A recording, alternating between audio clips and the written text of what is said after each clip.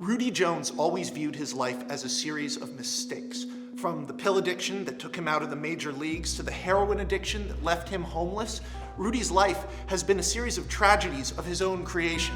One of those tragedies was entering the program at Ace Chemicals, a program that promised to cure his addiction through genetic manipulation, but left him a monster, an energy vampire capable of draining the life force out of humans, sucking the power from city power grids, and transforming into a monster of ever-growing size. But that was years ago. Now Rudy stands, clean from addiction, on the lip of a carrier plane, looking down over clouds and a drop as wind rushes past him. High altitude, low orbit. The single most dangerous type of skydive, and Rudy is about to do this without a parachute. The clouds beneath him are melted in a circle. Why? Because underneath them is an overheating experimental nuclear reactor built just outside of Pyongyang, North Korea. The North Korean government made a deal with a rogue scientist to supply them with technology 20 years advanced from anything we have today. But that scientist fucked them, and that technology is not stable.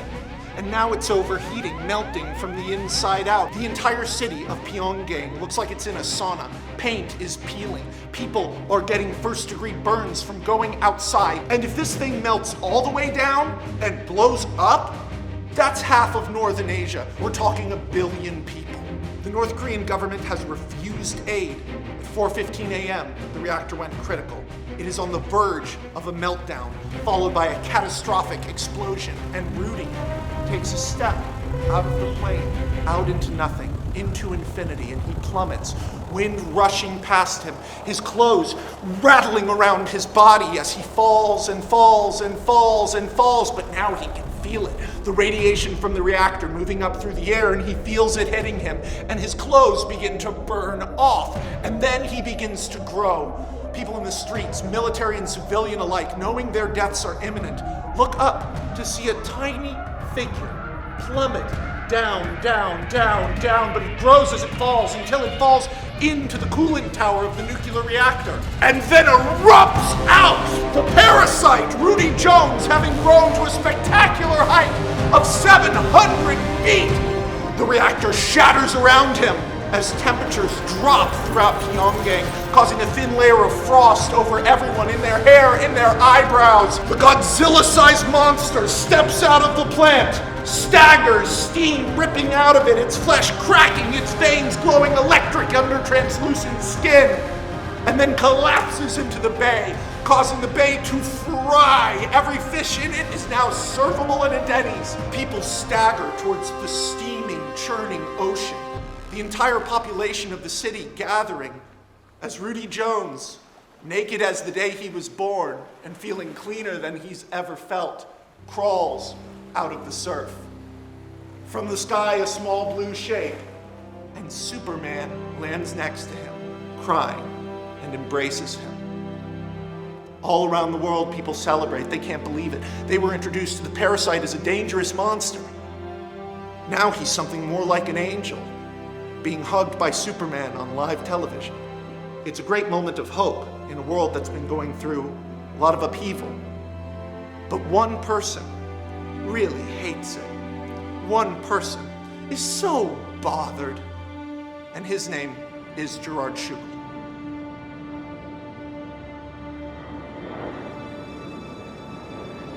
A bar in southern Chile. 𝙁𝙗𝙗 sits alone at a piano. The bar is cheering, watching the parasite save North Korea on the television, but he has other things on his mind. Not expecting to perhaps step on a screw, because men like me know that evolution does not come without revolution. Change comes at the price of a great amount of bloodshed, and men like me. Once one of the most important scientists of the 21st century, Lex Luthor's favorite scientist, in fact. Gerard is being sought by over 400 different law enforcement agencies across 40 countries. This guy has never had much compunctions about testing on animals, humans, children, himself. Green, the color of envy in your eyes. Silencio, mono! You shut up! Oh, you're also glued to the screen up there. That's a Gerard 𝙁𝙗 production, directed by Lex Luthor. That monster, or hero, whatever the hell you want to call it, when I met him, he was just a queer baseball player, a heroin addict with nothing to offer the world. And look, now he saves lives. Aren't you all lucky to have a guy like me? Cállate! Of course, I did also make that reactor. I doomed North Korea, and I saved North Korea. They should give me a Nobel Peace Prize and a Nobel War Prize. I should be the first winner ever. Cállate, cállate, silencio, por favor. Puta! Silencio, mono! Fuck you! Silencio, mono, por favor! Stop calling me a monkey! None of you appreciate a real genius. Por favor, monkey man! Shut the fuck up! I'm gonna take a piss. Será mejor que no te vayas sin pegar de nuevo, pendejo azul. As 𝙁𝙗 goes to the bathroom, he doesn't notice a commotion outside. A man is walking across the runway, causing the planes to swerve and miss him.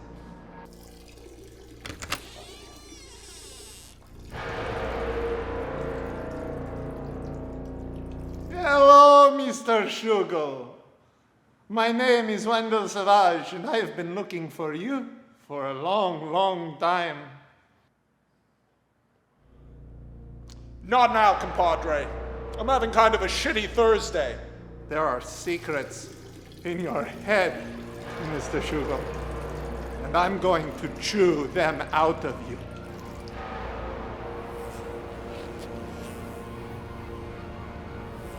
Who sent you? I am but a messenger of God.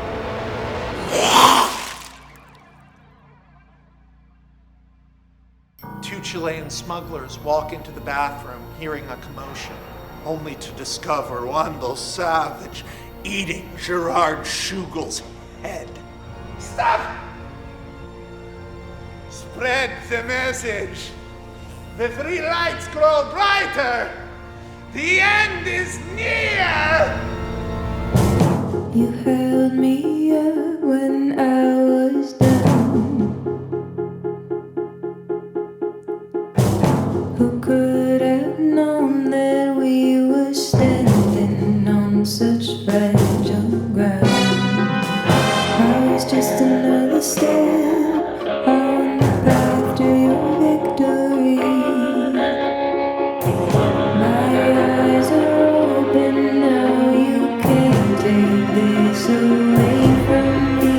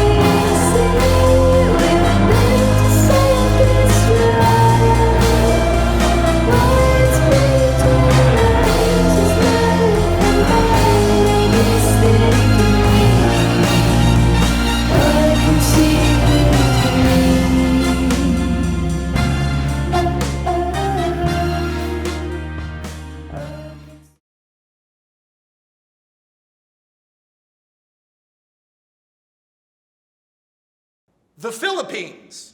A little boy runs up the beach, glowing with excitement, laughing, singing, calling along his friends as he passes them until he leads a parade of children up the beach. They run around a sandy embankment, come into a cove where dozens, no hundreds of people are laughing, cheering, drinking beers, playing music, all gathered around a tide pool in which stands a man named Clark Kent. He's currently allowing a great white shark to chew on his head to the delight of the onlookers. Clark's life has changed drastically.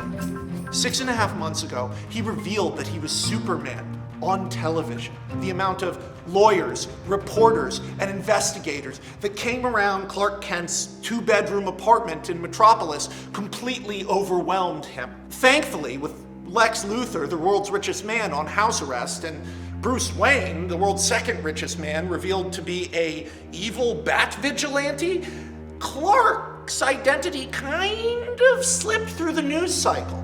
You know, Superman being some guy didn't really make headlines. What is there to know about Clark Kent? Yes, they had to hire private security for his parents' farm, and Smallville has become a bit of a mecca for weirdos, but Clark himself has been just traveling the world, responding to disasters and offering humanitarian aid. What he always wanted to do as Superman to begin with. This guy never wanted to be in a fist fight, but now, after half a year away, not just from Metropolis, but from his partner, his girlfriend, Lois Lane, Clark is ready to go home and go back to work. As his sabbatical comes to an end, Clark spends his final night with a man he's grown very close to, the 9-foot-tall demigod, former eco-terrorist, former cult messiah, Arthur Curry, the man the world has come to know as the Aquaman.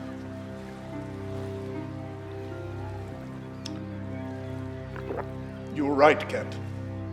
The work feels good. To help people. I'd hoped that after this, we might head north. Far north. Back to that ice tomb with the alien con man trapped inside it? I don't think so, Arthur.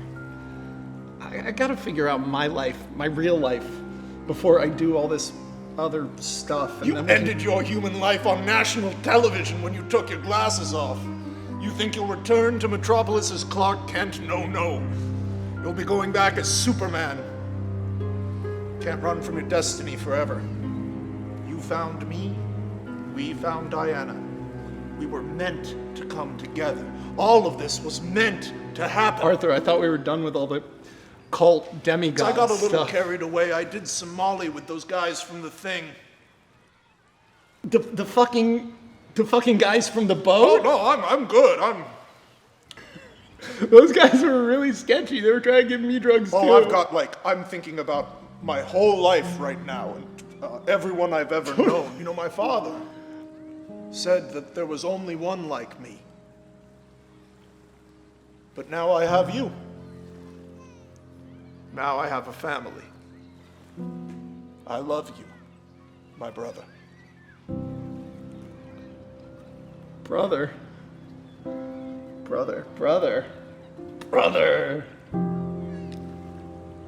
I love you too, Arthur.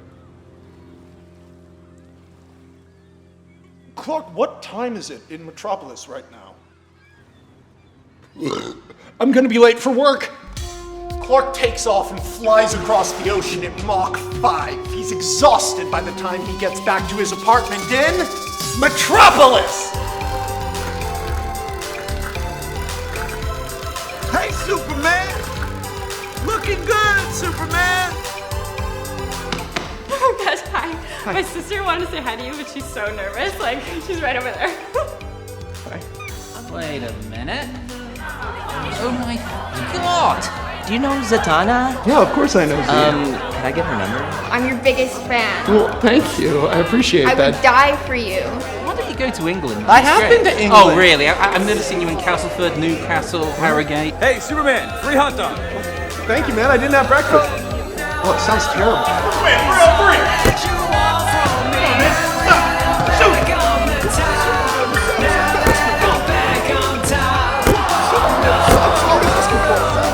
Hey, no power! That's 3!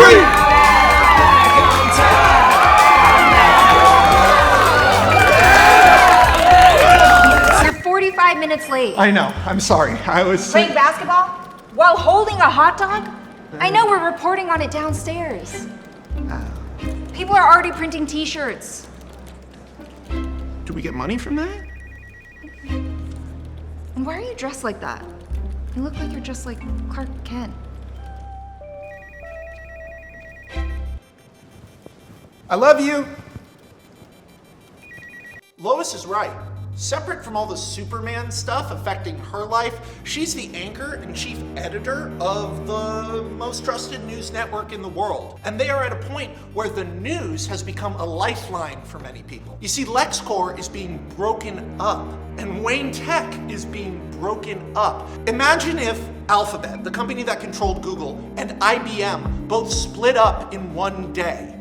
The stimulus of there being essentially 500 new Fortune 500 companies has given the global economy an insane boost. We are looking at a crop of 60 new billionaires, and that's not even talking about the actual technologies involved here. The secret progress of the largest companies in the world all being dumped into the public sphere at the same time. Lois has felt alone in this, but it's not just Clark's absence that's been hurting. Jimmy Olsen, the star reporter of the Daily Planet, the man who named the superhero phenomenon, is trapped with Lex Luthor, currently on house arrest. As more and more investigations are launched into Lex Luthor's criminal activities, and Lex remains removed as the head of his company, Jimmy, Lex's official biographer, who has spent more time with Lex than anyone else except for possibly his ex-wife, is now trapped at the epicenter with Lex. Clark and Lois can't talk to Jimmy. Their lawyers have said that he is now a person of interest in dozens of crimes, sequestered alone with Lex in his penthouse and a couple of FBI, CIA, and Homeland Security guys who don't talk much. Jimmy's miserable. But Lex has some observations.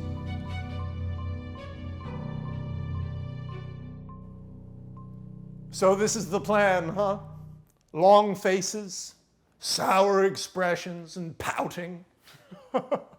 Eventually you're going to have to stop sulking, Jimmy, and start questioning the narrative.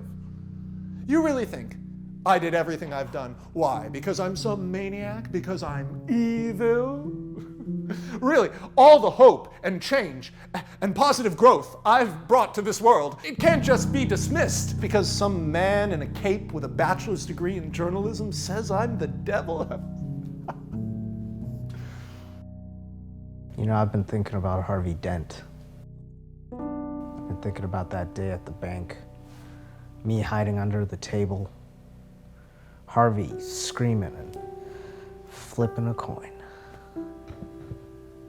You see, Harvey, when he went crazy, he put on a costume. Not you, Luthor. You always were the costume. The facts say you're the devil, not Clark. The facts. Consider that perspective, Jimmy. That means your dear friends have left you to rot with the devil in hell. Can you get us a Diet Pepsi, 2 Diet Pepsis? I don't want a Diet Pepsi. 1 Diet Pepsi.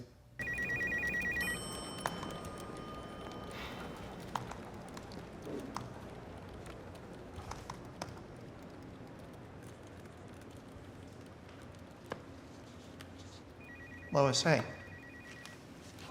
I'm back. I promise things will balance out and we'll stick together like we always do and it'll be great. Things will be good eventually. I know, I thought I'd have kids by now. And now I just don't know if that's ever gonna happen. I go to work and no one even tries to pretend things are normal. You're all they talk about. There are whole articles theorizing about how I survive sex with you. What, like every time you have sex, you just have to go as hard as you can and just like... It's not funny, it's not funny. It's not funny. What do you say when they ask you about sex with me? I tell them the truth, that I'm the best you've ever had. Nice. But these aren't conversations I'm comfortable having. Look, I know you had fun on your Aquaman vacation, but I'm watching everything I planned for myself in my life evaporate. You didn't ask me before you revealed your identity. You're supposed to be my partner? With Clark and Lois at the center of massive international scrutiny, And Jimmy, trapped behind walls of lawyers and agents with Lex, it's breaking their hearts. But the absence of Clark and Jimmy isn't the only thing weighing on Lois. A billionaire named Maxwell Lord, one of the people set up to inherit a few of Lex's technologies and labs, he's been basically running an anti-Superman campaign. Lord finds the sudden arrival of superheroes on our planet to be a little bit suspicious and has begun furthering the theory that isn't it possible Lex Luthor created Superman? That Bruce Wayne created the Joker? That all of this is a psyop and a false flag? Now, I'm not saying it is, but isn't it possible? Him whispering that in the ear of the public on television has started to create a strange tide in the public opinion on superheroes. But enough of this small-time shit. Let's talk about Oliver Queen. Oliver Queen, the vigilante known as Green Arrow, was the sort of ersatz head and money behind the Justice Society, the little ragtag group of superheroes Clark assembled. But now, a year out from Clark's identity being revealed on television, Ollie's bored? Now, of course, Ollie would never admit that. After all, he's a handsome billionaire who is raising his long-lost son, who he is having a lot of trouble connecting to. Without telling anyone, on his own time, Ollie has been conducting an investigation, if you can call it that, into the diversification of the technologies from LexCorp. Ollie has been tracking the legacy of Ace Chemicals, Luthor's flagship laboratory that was destroyed when it was overtaken by mad scientists and monsters 5 years ago. Disturbance in Ace Chemicals. But Ace left a trail to follow of genetic tampering and impossible technology. And Ollie thinks he has a pretty good lead. See, he found a story about a neighborhood in Central City where they kept finding the same stray cat. Genetic testing reveals that the cats are identical. They found the same orange cat 48 times. Ollie makes his way to the neighborhood and quickly uses a radiometer to discover little pulses of energy coming from a sewer grate. At first, up to his knees in shit, Ollie thinks maybe he went the wrong way. But then he finds 3 dead bodies, thug-looking guys, torn to shreds. One of them opened and his guts spread across the wall. They've been dead for at least 4 days. Flies and maggots ooze out of them. Ollie creeps lower into the sewers, finding the entrance to a secret laboratory already open.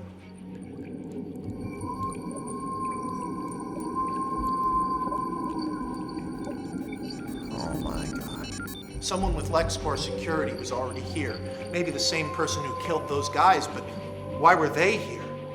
Ollie creeps in to find the lab abandoned, stepping out into a massive atrium.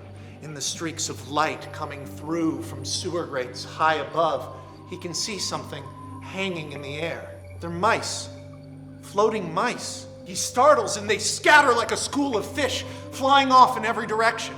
Venturing deeper into the lab, Ollie finds a number of large tubes, most of them destroyed, and on every single tube, one name, Langstrom. Kirk Langstrom was a disgraced geneticist who disappeared after the incident at Ace. As Ollie looks through all the ruined equipment, he finds one intact little hard drive with tape on it that just says Langstrom 1, and then a sound. The senses that Ollie honed alone in the jungle caused the hair on his arms to stand up. And just as a massive creature comes crashing through a glass wall behind him, Ollie turns and rolls, parkours and jumps through the laboratory, going over and sliding under equipment until he fires a grappling hook arrow, but the monster simply jumps up after him. Ollie, knowing to look back is to accept death, turns back into the sewers and runs through them as something splashes behind him. Ollie dives into a grate and goes sliding down a slimy pipe through the waste disposal mechanism of the secret lab out into a deeper level of the sewers. The water toxic and polluted, Ollie falls right in and finds himself face to face with an alligator. The alligator is not in the water. The alligator is floating 4 feet above the water. Green Arrow has to twist and duck and go under shitty water as he tries to get away from a flying alligator. The larger creature comes crashing out of the pipe behind him, and Ollie takes a length of cord, straps it around the gator's mouth, yanks it back, hops on its back and fucking surfs that sucker up into the air. Ollie zooms through the tunnels on the alligator when he hears a muffled boom from behind him. Controlled detonations. Someone's self-destructing the lab. A tidal wave of dust and debris comes rushing into the sewer as Ollie takes the alligator, rears back, and comes flying up through a manhole out into the sky over Central City. The alligator kind of turns around and jump! Ollie and the alligator go falling down onto the elevated monorail tracks that run through Central City. The alligator lunges at him and is taken out by a train. That thing's dead, but Ollie is now on the side of a monorail track doing one of these, only for him to notice something in the sky. For a second, Ollie sees the shape and thinks, Batman? But as it gets closer, he realizes, no man, just bat. Some kind of giant, monstrous, winged rodent flies down, attacking Ollie. He's thrown against the moving monorail train and bounced off and catches him again and rips away his satchel, flying up into the air. But then Ollie notices the hard drive. It's gone. That thing took it. And sure enough, as it gets further and further away in the sky, he sees a little burst of fire and it accelerates into invisibility. That bat monster is wearing a jetpack. Bro, you don't understand. The lab blew up after I left. There were freaking monsters chasing me around, bro. Flying crocodile. Plus, you have dead hoods from Gotham in the Midwest. Luthor picked up right where he left off. Whatever he had Langstrom building in there, it wasn't just one, man. He was making a legion. Ollie, okay, you are not a spy. You shouldn't even be doing this stuff. Langstrom's being hunted by multiple governments. It's just gonna get in the way and cause problems, put us all in danger. Right, Lois? Right, Lois? Ever since I met you, it's been one story, not two. But whether you like it or not, Kirk Langstrom, Ace Labs, Lex Luthor, this is our problem. And we're here now. You made a call, now I'm making a call. Whoa. Lois, Langstrom is an international criminal with some kind of pet monster. He's being hunted by a dozen governments. Shouldn't we let the police or the FBI? I mean, maybe Maxwell Lord is right. Maxwell Lord is watching our lives like it's a TV show, but he has no idea what's really happening. Oh, the truth is, Clark, is you got us both fired. You don't have a job, I don't have a job. I mean, this is a scientist who was hired to design weapons to kill you, and you want to leave finding him to somebody else? I just don't want to start anything I can't control. That's the old you talking. It's already out of control. It's been out of control since you put the cape on. Your part of this isn't over, and neither is mine. What are you saying? I'm saying we go get him. Let's find Kirk Langstrom and force some answers out of him. Together. Hey man, I don't want to be quick on the button here, but are we back? We're back. Yeah, fuck yeah, bro. It's a society, baby. We're at it again.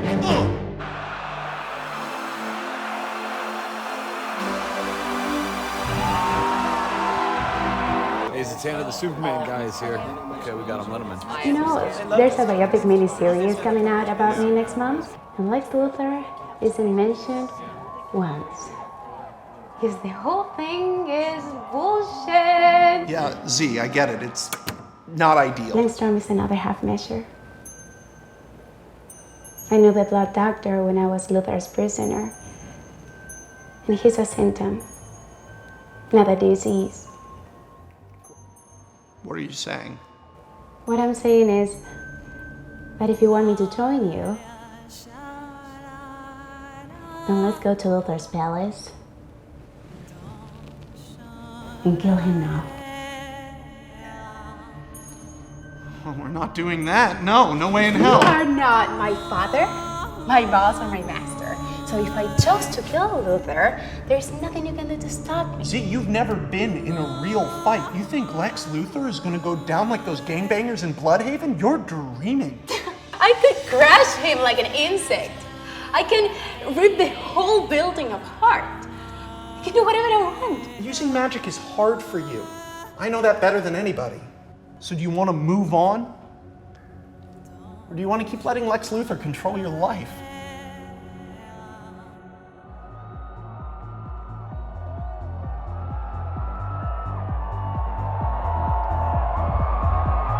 I wish I didn't like you so much. But you do! But you do! Where am I supposed to, where am I supposed to sit? While Clark has been busy begging his friends to hang out with him, Lois has been busy too. She's had her nose to the grindstone researching the tattoos that Ollie described on the dead bodies at the Central City lab. Uh-oh. Those are tattoos of the Rafa, the American Yakuza based in Gotham, run by a crime prince named Roman Sionis, the son of a very wealthy mob family who put on a mask to try to become a supervillain. What would he be doing there, Lois wonders, and then light bulb. One of the big rackets Roman runs is protection. Isn't it possible that lab was due to be handed over to one of the CEOs that's inheriting LexCorp? Interesting.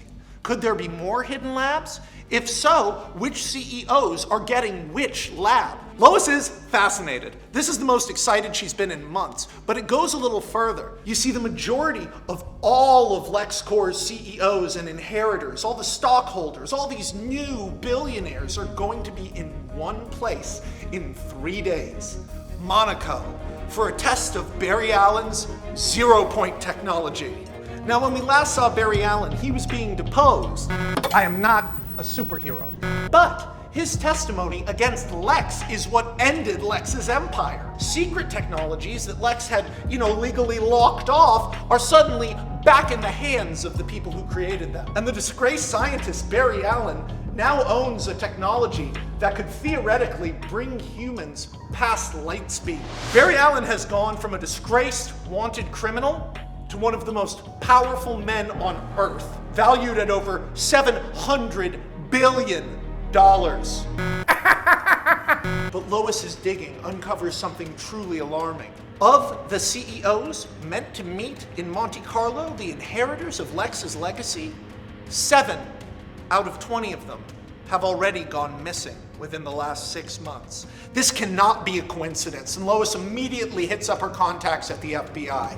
At Lex's apartment, the FBI start ripping the place apart, tearing open cushions and shredding priceless artwork, trying to find any way Lex could be influencing people on the outside. Jimmy begs and pleads. The world will see this as an implication that he was part of Luthor's plans. How could they not? But they tell him it's for his own safety. They still haven't found the whereabouts of Luthor's fanatically devoted mercenary bodyguard, Mercy Graves. This is absurd. They can't decide if I'm a target or the one pulling the strings, and meanwhile, my technologies, redistributed, commercialized, and sold at CVS, Walgreens, and Walmart? It's disgusting. Your technology? My technologies. What did you ever invent, Lex? All you are is money. The money fuels a vision, Jimmy. A vision for tomorrow. A vision of a different world. My God, you think what I was doing at Ace was simply trying to kill Superman? If I wanted to kill Superman, I would have had them design a kryptonite spear. Maybe a gun that shoots kryptonite bullets. No! This was about changing the world. And instead, Barry Allen, a narcissistic, egomaniacal criminal, is celebrated as a genius. Disgusting. People don't change. People who say people don't change, don't change. What has Barry Allen ever done to be such a big hero? Saved lives? Under my command! He killed people under your command. He saved lives by himself. And he turned on you, so that makes him a hero. What about Toyman? What about Toyman? He was a rogue billionaire. I had nothing to do with that. What about Floyd Lawton? And the victims of the Suicide Squad? The what? Never heard of that before in my life. Floyd Lawton? Who? Wow. What about the Amazons? What, did you forget? You killed them! Yeah, you committed a genocide. What, you thought you were some kind of genius revolutionary? You're just another nutcase. They would love you at Arkham. I didn't realize realized Diana's cat had come out of the bag. And yes, Jimmy, I guess I am guilty of a slight extermination event. But I think Joe from Minnesota is going to have an awful hard time swallowing that a billionaire set off a nuclear bomb on an island of super strong women controlled by an ancient culture, blah, blah, blah, blah, blah. Who's going to be more fun to interview, me or Diana, if she's even learned English yet? I think I might just get away with it. Oh, now I understand. In your eyes, it isn't hatred, it's inspiration. Jimmy Olsen and his galleries full of portraits of supervillains. You're like your friend, Aaron Scott. Wasn't it you who gave the Joker his platform? Didn't he ask for you specifically? A little moth coming close to the flame. Always next to Superman, even though you didn't know it. Something in you did. That desire to be powerful, that desire to be someone special. Well then, as long as you're here, why not be useful? I'm such a villain. Take my picture, Jimmy. You know what? I have a better idea. And what's that, Jimmy? Olsen, what the fuck? So Jimmy's miserable. Our heroes are off to Monte Carlo. But let's check in on a subplot that's a little bit more low-key and vibey, which is Pete and Diana. You see, for the last year, Pete has been running a program called the Super Friends at Queen Industries for people with metahuman abilities to put their lives to good use. He's the guy who rehabbed the parasite. But today, he's with his favorite project, a woman named Diana of 𝙤𝙤, formerly known as the Wonder Woman. Diana was raised in an isolated, primitive island of genetically modified superwomen and small, weak men. Luthor took Diana from the island, but when he couldn't figure out the technology that created the superhumans, he fucking... Diana only found out about 7 months ago that everyone she had known from her old life had been dead for 5 years. She's trying to fit into a world where she does not belong. This is a 7-foot-tall, super jacked woman from a primitive tribal society on the other side of the world. It's been a rough road, and that's why Pete went above and beyond today. He wanted to give her something she would care about. And for a warrior, you know, flowers don't really do it. Queen's lawyers said it wasn't relevant to Luther's case, so I put in a request to the police department. It is nice gift. Also now I have become a romantic feeling. Yeah, great. I thought you'd like to have it back. It's so easy for you, Petros.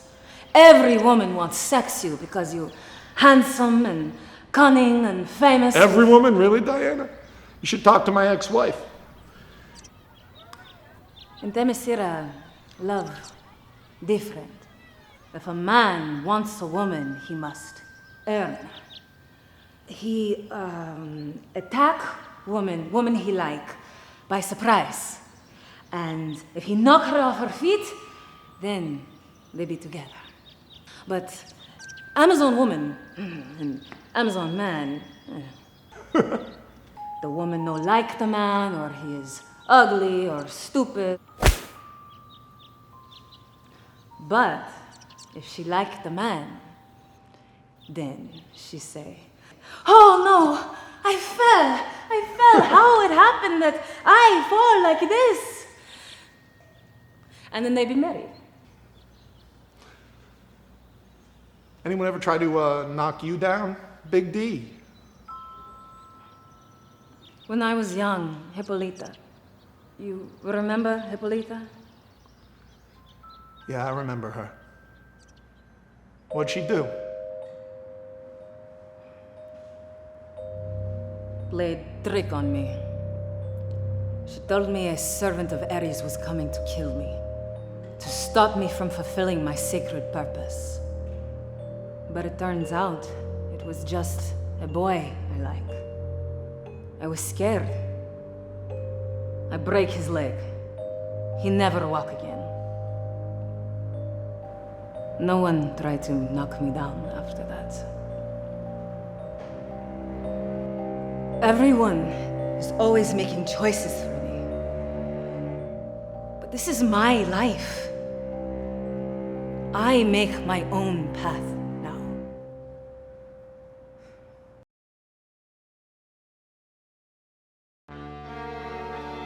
Meanwhile, in Monaco,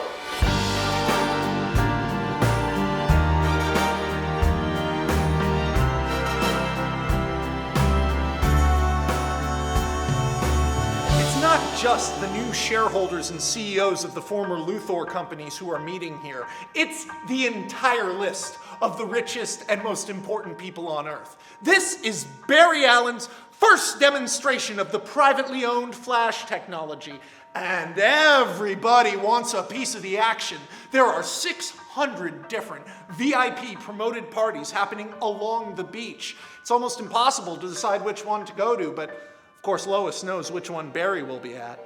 They arrive at the party, and they look fucking fantastic, until the bouncer stops them at the door. Lois is welcome, but Barry Allen has specifically asked that Oliver Queen, Arthur Curry, and Clark Kent are not at his party.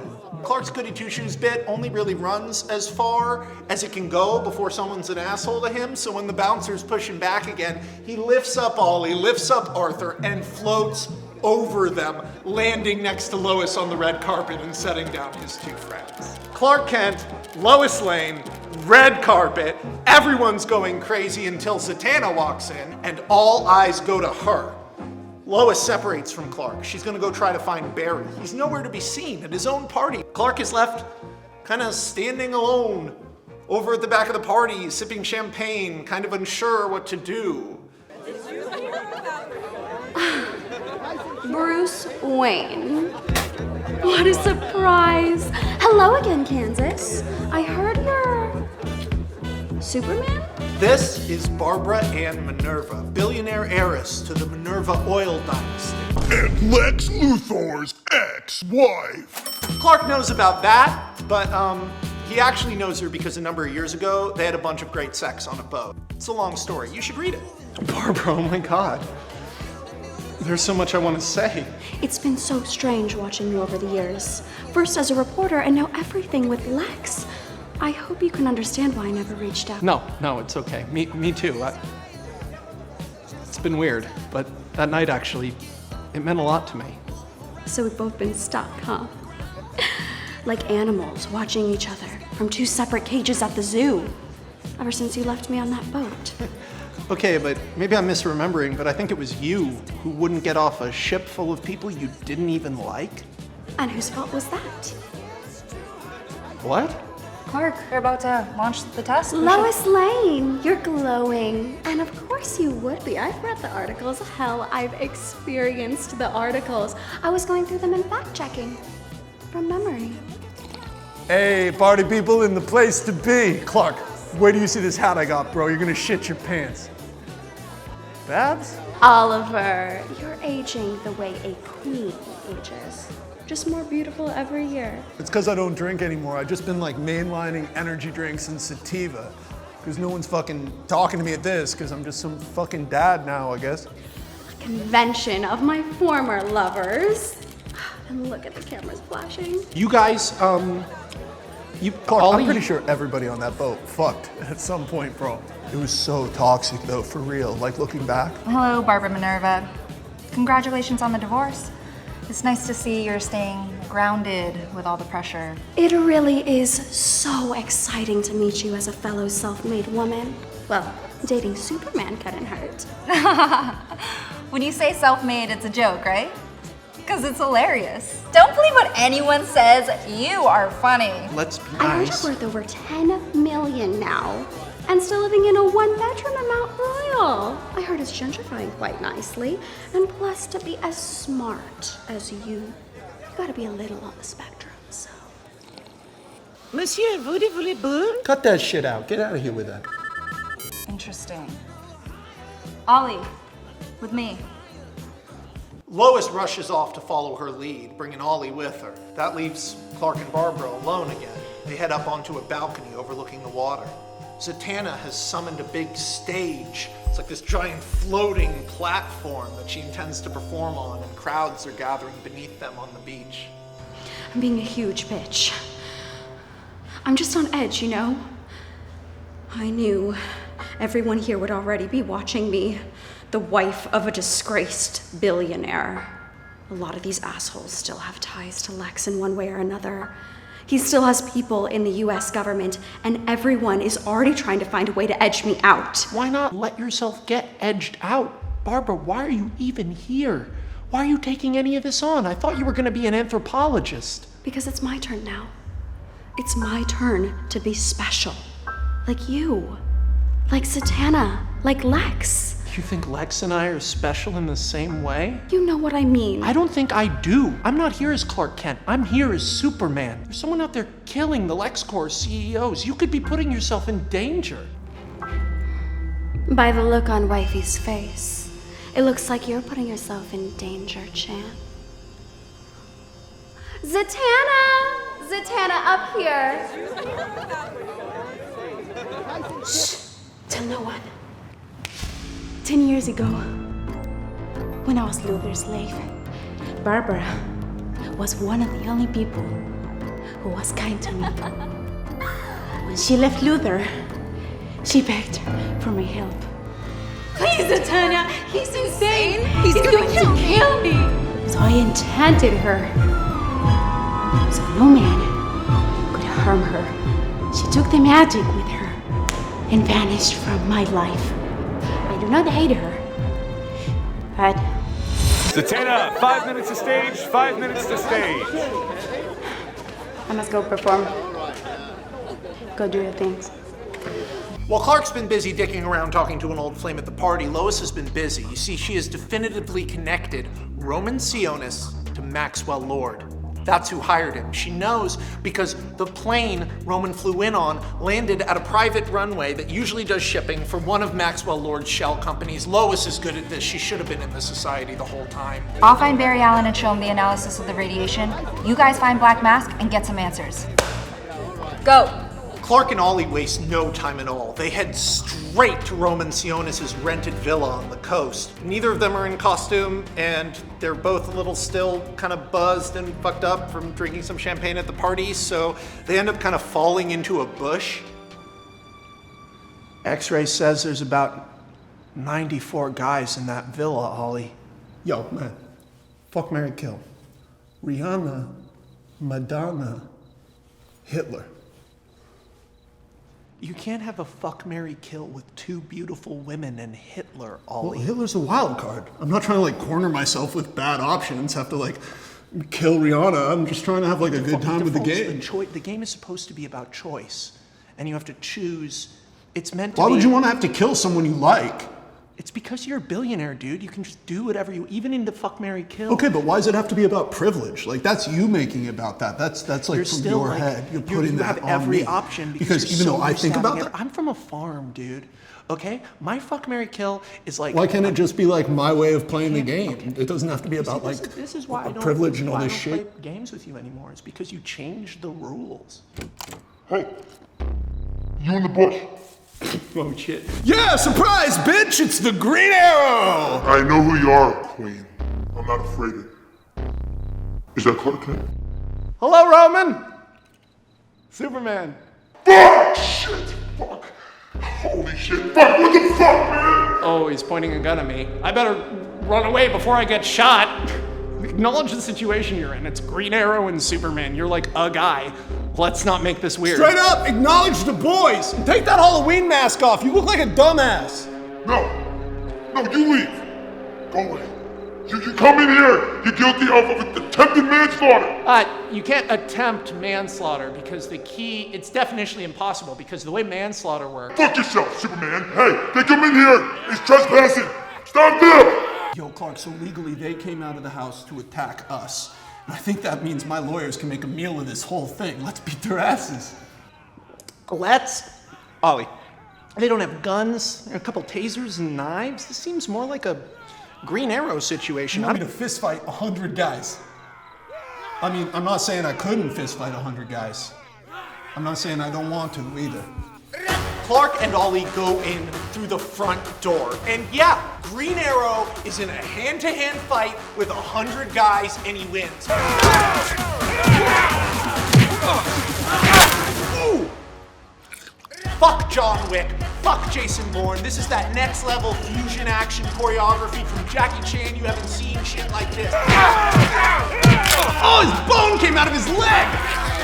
The fighting style of John Wick, shot like Succession, tone of James Bond. That's Green Arrow. Yeah, you got it! Green Arrow's the man! Don't throw knives at me! A guy with a sword pops out on Clark. Check this out. I was trained by a white ninja, and I'm not even kidding. On guard! Has a guy ever broken your collarbone with his finger before? First time for everything. Green Arrow, exhausted, and Clark, just in a great mood, break into the Black Mask's office.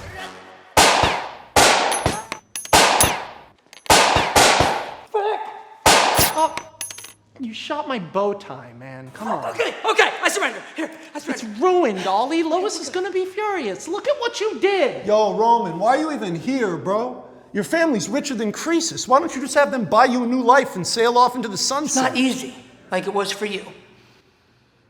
Not everybody just has everything handed to them on a platter. He sounds like you, Clark. Bro, oppression is not merely the absence of privilege, okay? No one was forcing you to run drugs in Gotham. I'm here legally, okay? I just wanted to... I just wanted to show my parents I could be a part of something that matters in the world. Wanted to be like you guys. So I have been running security for Maxwell Lord, all right? There have been a series of break-ins at the labs that he inherited, and he needed mercenaries with no affiliation to Luther. We know about the break-ins. We think it's a man named Kirk Langstrom. We think he's using the equipment he stole from the labs to make some kind of monster. No, Langstrom is the monster. God, he changed himself somehow. The bat thing. Yo, what? I knew there was more than one, but how many of these things are there? Unless he can make himself be in two places at once. Somebody else with the top level LexCorp clearance has been making visits too. He killed a bunch of my guys. Ollie actually starts to get like kind of bro-y and emotional and start to comfort Black Mask and give him life advice while Clark is just like, what? Yo, this guy and me could be the same guy, right? This guy and you could be the same guy. And I could be you, and you could be me. And any of those guys downstairs could all be each other, or me, or you, or him. Every guy out there is just a dude trying to be a man to his bros. If I may, just, you guys don't technically have authority to arrest me, right? So, we're good here? And then, outside, a massive crack of thunder that lights up the sky. Silence, and then cheering from all over the city. It fucking worked! The Flashpoint technology is real, not a myth. It's not just a suit, it's not just a superhero. It's gonna belong to the human race. The moment is now! Yet Barry Allen is nowhere to be seen.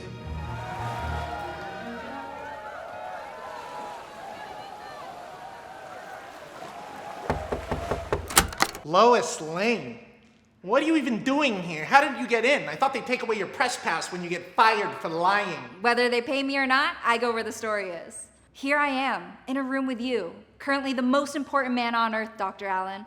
The test was a success. A success? We only crossed the Atlantic Ocean. In 1 minute and 17 seconds. That's not fast enough. The Wright brothers only flew 10 feet in the air for 12 seconds on their first flight. The Wright brothers were mediocre bicycle repairmen. If I'd been there at Kitty Hawk, I would have landed that thing on the fucking moon. Where were you? During the test, you disappeared. Everything I know about you says this should be the greatest moment of your life. It's Iris, my wife. She's miserable. We got in a screaming fight. Jay, my son, barely knows me. I was gone for 4 years. My daughter, Dawn, she was born while I was the Flash. She doesn't know me. She grew up thinking her father was dead. I'm a stranger. You know, Luther wasn't nice to my family.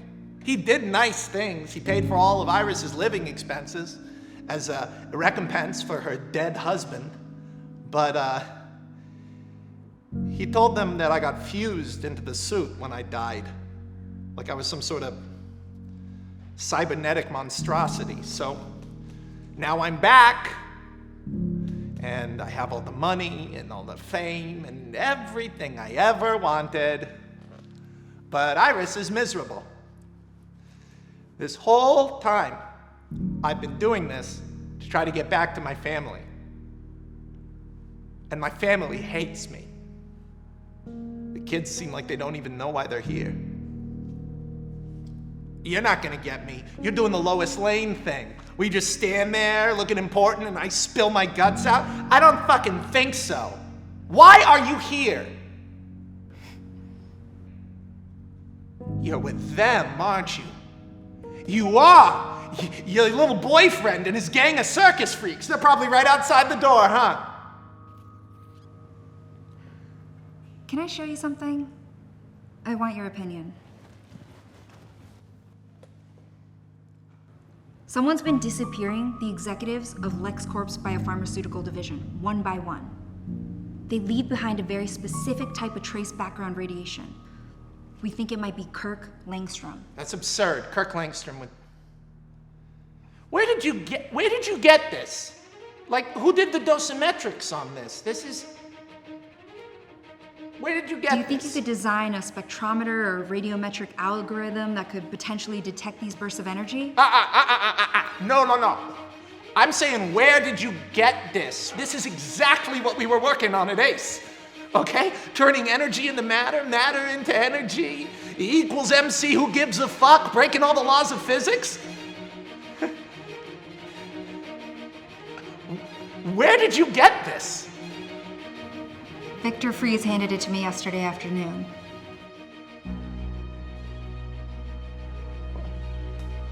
What?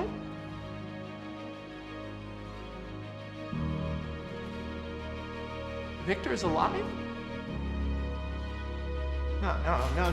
No. That's impossible.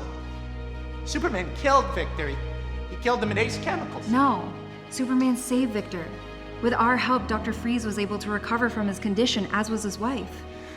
What are you saying right now? What are you saying to me? We faked his death, and he's been working at Queen Industries for the last 4 years. Victor is alive?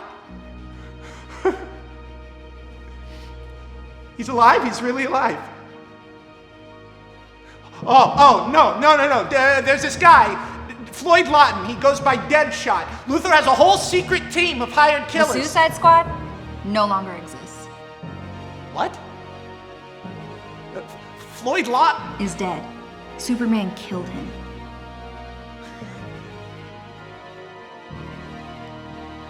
He killed him? What are you saying to me right now? Victor's alive? Floyd Lawton's dead?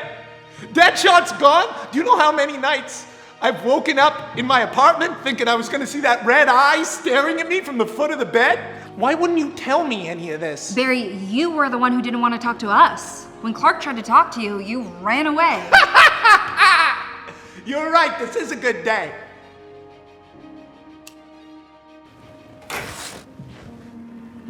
Do you hear that, Dr. Allen? They're celebrating. Everyone all over the earth right now is celebrating the change you made in this world. Holy shit. Your mother would be proud. Fuck her. I'm proud. And then maybe one day this all goes right. You know, maybe my kids will be proud too. And then it'll all be worth it. Hey, don't smile so big, okay? I know what happened here. I'm not dumb. You play like you're one of them, one of the normal people, but you're not. You're one of us. You're one of the weirdos. So about the spectrometer? You'll get your spectrometer, Lois. Of course, I would need a little help, like maybe if you could get me in to work with Victor Fries. There's so many ways to escape, but I guess it's time to wake up. Oh my god, Lois! Lois! Far too many ways to escape, but I guess it's time to wake up. How'd it go with Roman? It was crazy. Okay, he started crying. He works for Maxwell Lord. All he had to fight like 100 guys. Wow, that's a lot. Was Barbara always like that? Like an evil cartoon bitch? Yeah. No. When I met her, she was cool. Oh, people change. Wow. Cheers to change. How was Barry Allen? A lot. Right? He sucks. Yeah. He sucks, right? Yeah. He's the fucking worst. Narcissistic. Yes. Egomaniacal. Light him up. Voice was like, Oh, I'm Barry Allen. Blah, blah, blah. exactly. By the way, the other day when I said that stuff about kids, I wasn't making a shot at you. No, I didn't. I was just. It's sensitive for me, but like, what were you saying? I was just talking about my career and where I am at in life and. Because when you said that, I was like, what are we doing? Yeah, no, sorry to make it weird. No, you didn't. I love you. Thanks, I love you too. Thanks. Lois, Superman, picture. You look great. I feel great. See, Clark, I told you we could do this. Could this be our life? I think, like, maybe. If we don't stop, if we don't go, I'll be left alone every night when you go. I'm sitting by myself, going crazy like all the time. If we don't stop. Clark, what was that? Down from the harbor, there's the noises of panic and chaos. Something is moving under the yachts, jostling them from beneath and causing girls in bikinis to go flying into the water, sending their champagne arcing out into the sky. It hits a smaller boat and fucking cracks the thing in half, spilling everyone into the water. And now we can see some sort of scaly flesh breaking the surface, a creature nearly 20 feet long from head to tail.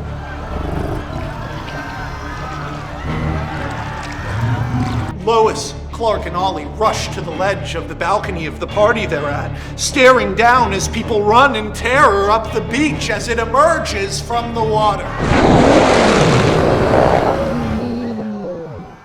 Yo, Clark, is that Godzilla? This thing may have once been human, but now it's been grotesquely and clumsily mixed with a crocodile.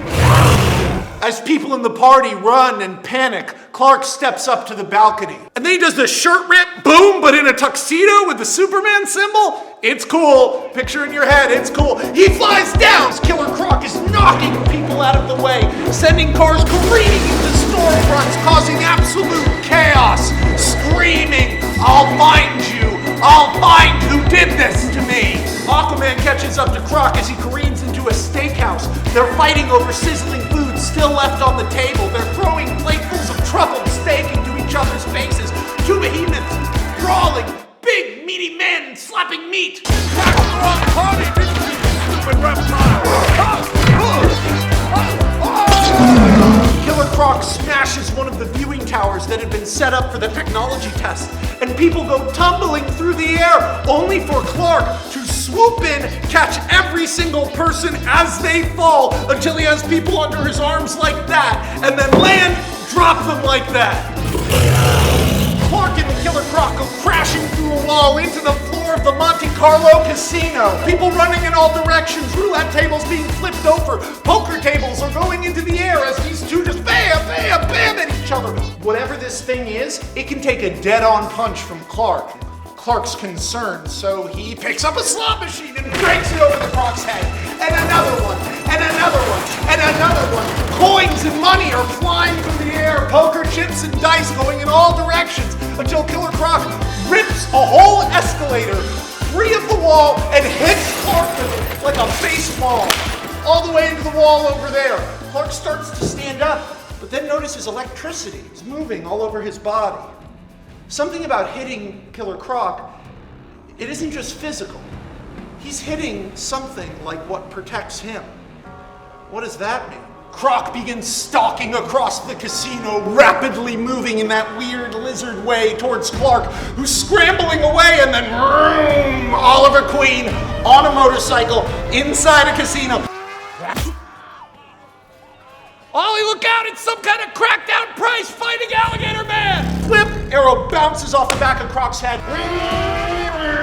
Croc chases Ollie back out into the street. Zatanna, who's still up on stage trying to keep people calm, watches Killer Croc chase Ollie on the motorcycle up and down and through the streets and through storefronts and over cars. One of the cars is sent flipping up into the air, and Zatanna catches it in a net and pulls it down before beginning to strategically place ramps and curves and walls made of clay for Ollie to jump over and bank through as Killer Croc tries to keep up. Magic is hard for Zatanna. In theory, she could just be able to zap Croc, but when something's moving that fast, the best she can do is make it really hard for him to catch Ollie. Croc gets frustrated, unable to catch the green arrow, and takes a wild swing at the bottom of an overpass, which collapses, sending many of the people on it sliding towards the edge, but only one of them falls. Barbara Minerva. For a moment, she tumbles through the air weightlessly, and then Clark catches her in classic style. Lois hates this. She hates it. It's an image that's gonna be with her for years. She fucking hates it. Why do you have to like that? Croc turns his attention back to Ollie and begins to chase him up the side of a building. Antique 100-year-old balconies falling apart under the weight of the monster as Ollie frantically climbs higher and higher until Zatanna manifests a massive water slide under Croc just as he's about to grab Oliver. Killer Croc slides down over the freeways, over the people, over the beach, and into the ocean, where he runs into Arthur Curry. Aquaman's power is volumetric, based on the amount of water that's touching him. There's no one who can beat Arthur Curry in the open ocean. Bam! Bam! Bam! Killer Croc is down. The members of the society are down in the surf with the Croc. Emergency response vehicles are now gathering on the beach as Arthur stands over the defeated Killer Croc, ready to deliver a killing blow. Stop, stop, stop! Arthur, he's one of us! He's one of us! Out of my way, Kent. He wanted blood, and it's blood he'll get! Sorry, I didn't know you'd be here. My name's Waylon. I had a disease, a skin disease. LexCorp, they said they could fix it. All they did was turn me into this. When Ace burned, Langstorm, he got me out. Langstrom? Langstrom did this to you? He tried to save me. Been on the run for a long time now, hiding in swamps. I get headaches. I get confused. Someone, they brought me here. Said I can get the revenge on the ones who did this to me. All I got was my ass kicked. He's a victim, Clark. He's another person Luther fooled. Yo, slow down. If we don't turn him in, that's gonna get all the wrong eyes on us. Zatanna's right. We gotta get him out of here. Arthur. Be still, friend. Don't worry. I know somewhere you can hide where no one will find you. Yo, Clark, if we do this, people are gonna think we're idiots or assholes. Great, so yeah, they're stealing Killer Croc. Arthur offers to take him to 𝙗𝙼, the city under the sea, often misidentified as Atlantis. He hasn't been there in years, but neither has anyone else. It's the perfect place to hide Waylon. Clark! Yeah. We can still catch Lord if he's over international waters. Technically, he's fleeing a crime scene. If we did that, technically we would be fleeing a crime scene.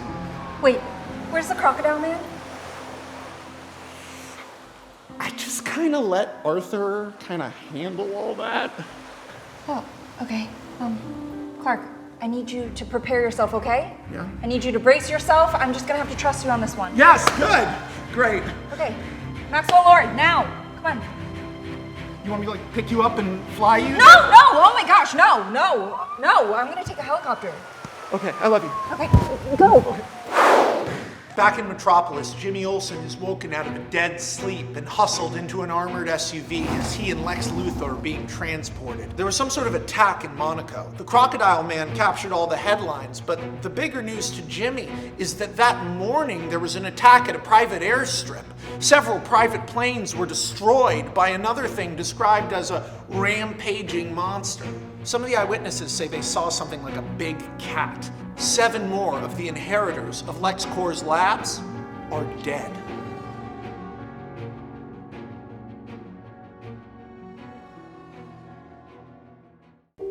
Cigar, Jenny. It's a peace offering.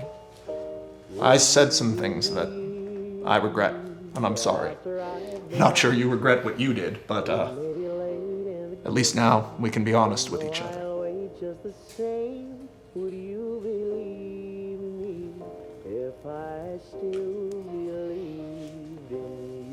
This is the Flattery Building. Didn't your father used to own this building, like way back when? Now here we are, in all these twisting corridors from the 1930s. Everything velvet and brass. It's you. It's you, isn't it? This is not a coincidence. This is all part of your game. My game. Jimmy, my game. You think I enjoy watching Superman carry around my ex-wife on television? You think I enjoy 3 meals of fast food a day? You think this is all going smoothly for me? Jimmy, if I have a game, it's not going very well. And where are your friends? Gallivanting around Europe with millionaires at parties on red carpets. You're not a part of their story anymore. That's why they haven't come to rescue you. They'll leave you to die, to be eaten by that creature. They're shoveling you off the stage. But not me. Me, I keep you close because I know what you're made of. You and I are cut from the same cloth. No, we're not. Yes, we are. No, we are not. You're the son of one of the richest men in the world. I am one of 6 adopted kids. We are not alike. James. Superficially, yes, different. But inside, the same. It's not about where you start, it's about where you end up. Do you know what nepotism usually gives the sons of billionaires? What? Fat bellies and Russian whores, piles of cocaine that they eventually drown in. I ask you something, is that me? It's as long of a walk from one of the richest men in the world to the richest as it is from your crowded house in the Midwest to this penthouse with me. Different, but the same. And that's why I want to give you an opportunity, James.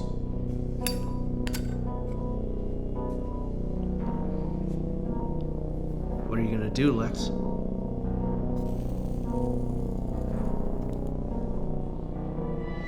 Take me off the board? I'm afraid it's too late for that, sport. I'm just going to give you an opportunity to choose your next move instead of having it chosen for you.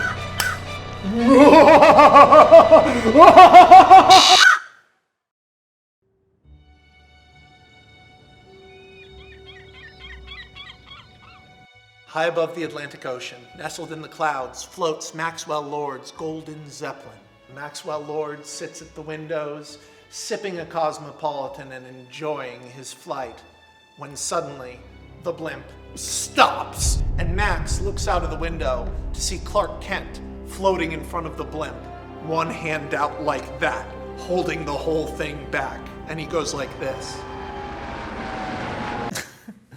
You're looking for answers about what's happening with the LexCorp CEOs and you come to me? Well, why don't you check in with your friend Bruce Wayne? He's still alive, isn't he? Do you know how hard it is for me to go on these talk shows and pretend that it's not strange that the second richest man in the world was revealed to be a violent vigilante and it's not the #1 thing in the news every night? It's absolutely absurd. You hate Luthor so much, but what he was doing for all of us. The humans? You'd like to think of him as some sort of Ayn Rand libertarian, but Luther isn't John Galt, he's Prometheus. And who punished Prometheus? Who punished the common man? It was the gods, wasn't it? I appreciate the common man shtick more than anyone else, Maxwell, but at the end of the day, we are standing on your blimp. On your blimp. Touché, Lois, but let's follow that line of thought down the rabbit hole, right? I didn't say that you were evil. I didn't say that you were the bad guys. I want the good guys to win because I think I'm a good guy. Look at the situation we're in. I'm a private citizen in foreign airspace, and you're both in here interrogating me like you're cops. You're civilians. I don't even understand why you two keep involving yourself in this. Weren't you happier, Clark, saving cats from trees? While it may involve larger stakes, I assure you, Maxwell, our conflict with Luther is extremely personal. He's fucking trying to kill us and everyone we know. Oh, sorry, I didn't realize this was personal. Superman going after personal vendettas. You know, human society, since day one, has been defined by not the presence of God, but the total absence of one. But when a real God shows up, and he saves cats from trees,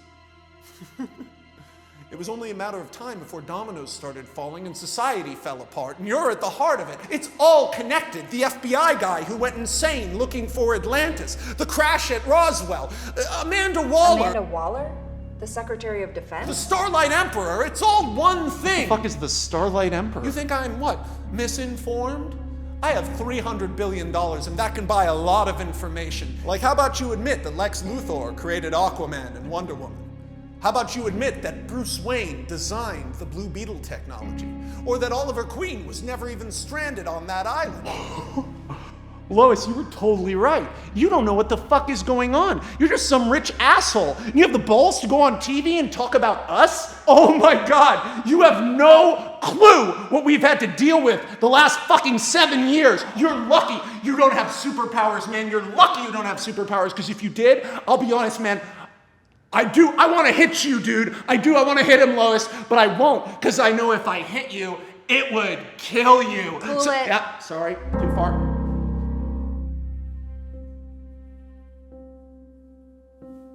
I hired Roman Sionis, not out of some sort of criminal ambition, but because I believe the accomplishments Luthor made in those labs deserve to be preserved, not stolen by Langstrom, whatever he's turned himself into, and certainly not reappropriated and spread out amongst private companies. But as long as you're on the tail of whoever's breaking into the labs, maybe it's worth you knowing there are still 2 weapons I can't account for. Alphabetized experiments stolen personally by Langstrom. Some sort of weapon. 2B, 2W. I don't know what it means.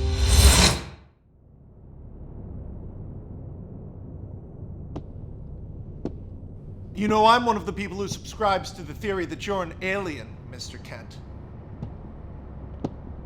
But if you keep playing fast and loose with the most powerful people on Earth, you will turn humanity into an endangered species.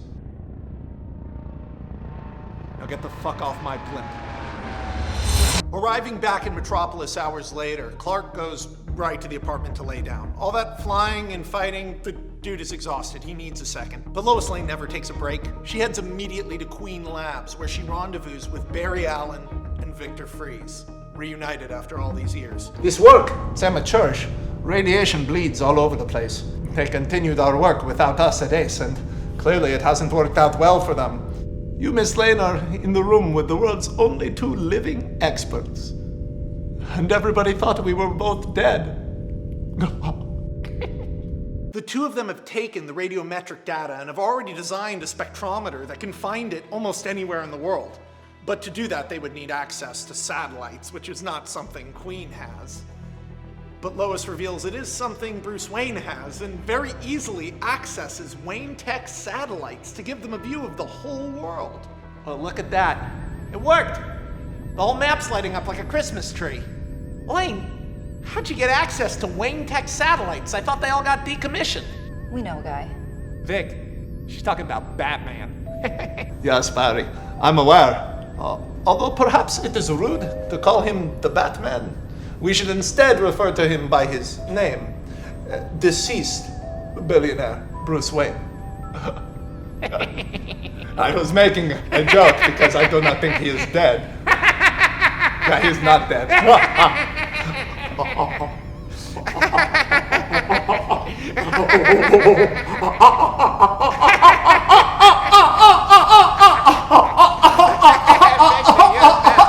Using the satellites, they're able to create a kind of global pinpoint map of all the places with residue of this very specific radiation. Technology's amazing, isn't it? It creates a kind of constellation on the United States. Whatever this monster is, it leaves the radiation behind, and sure enough, the biggest concentration of the radiation is currently on the southern rim of the Grand Canyon. That has to be Langstrom. Except the first one was in a private apartment. The private apartment of Mercy Graves, Luther's lifelong bodyguard, an acolyte with obsessive devotion to him, who hasn't been seen since his arrest. Of course! It only makes sense that she would transform herself into a monster somehow and seek revenge. Mercy Graves is the big cat people saw bounding on the runway. Mercy Graves is the monster.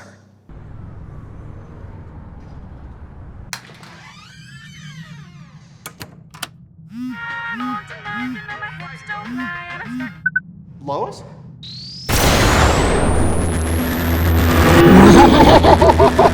Getting no response from Clark, Lois immediately calls Ollie, telling him to find Barbara. She's back in the city and she's probably the next target. Ollie races through the streets of Metropolis on a motorcycle, as usually, always has a motorcycle everywhere. That's just his deal. Weaving through cars and up and down freeways until he reaches the Gardensfall building, Metropolis's version of the Chrysler building, and Barbara's apartment is all the way at the top in that big cool spire. Ollie rushes in and he's able to rush right past the doorman and security because they remember Ollie from back when Ollie and Barbara used to fuck. Ollie rides the luxury elevator up to Barbara's massive loft apartment to find Barbara confused, dressed down, and relaxing. She's had a very difficult morning with the whole almost being exploded by a monster thing, but you know, she looks okay. She seems relaxed. She's moving through it. Ollie's radiation sensor is set to be sensitive to the specific wavelength of radiation that is caused by whatever these things are, and it starts beeping while he's inside the apartment.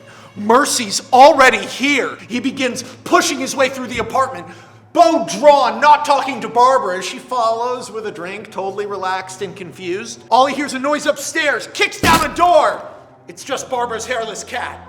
Shit. Barbara at this point has had enough of her place being ransacked by a former fuck buddy. She's like, what's the fucking deal? Barbara, we gotta get you out of here now. It's Mercy Graves, man. Luther had her killing the other LexCorp CEOs. Mercy? Mercy Graves is dead, Oliver. I should know. She was the first person I killed.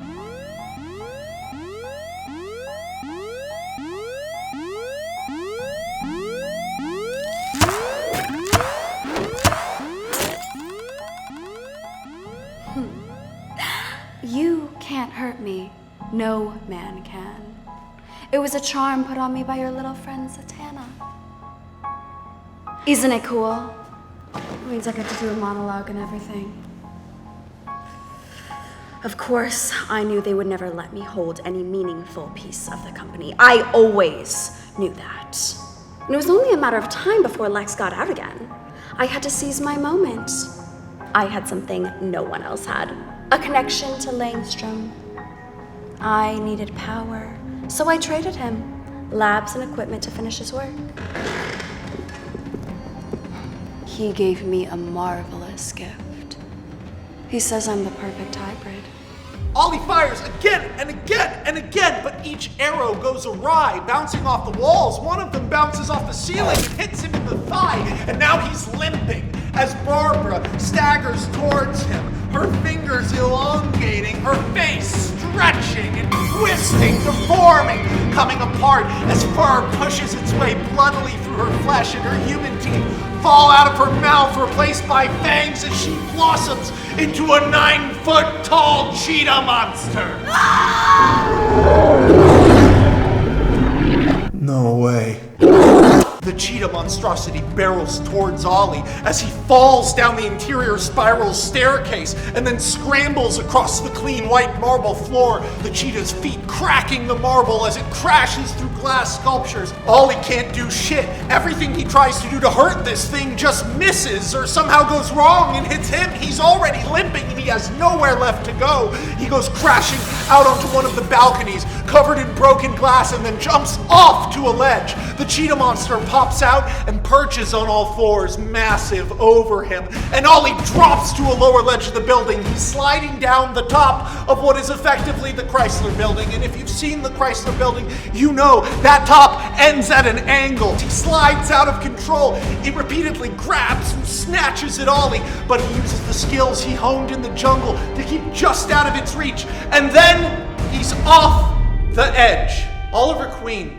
almost died in a plane crash. And now, 6 years later, he is hurtling towards the earth. Maybe it was his destiny.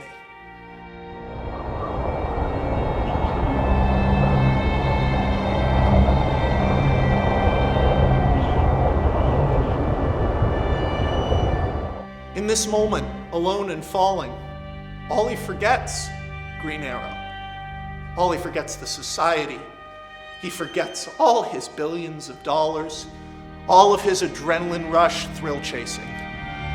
In this moment, chased off the roof of a building to his certain death by a monster he once knew, Ollie thinks only of Connor, his son. What was he doing? Why is he here? Why did he start this? He falls now, drifting through the air, plummeting towards the streets of Metropolis, a city he never even liked.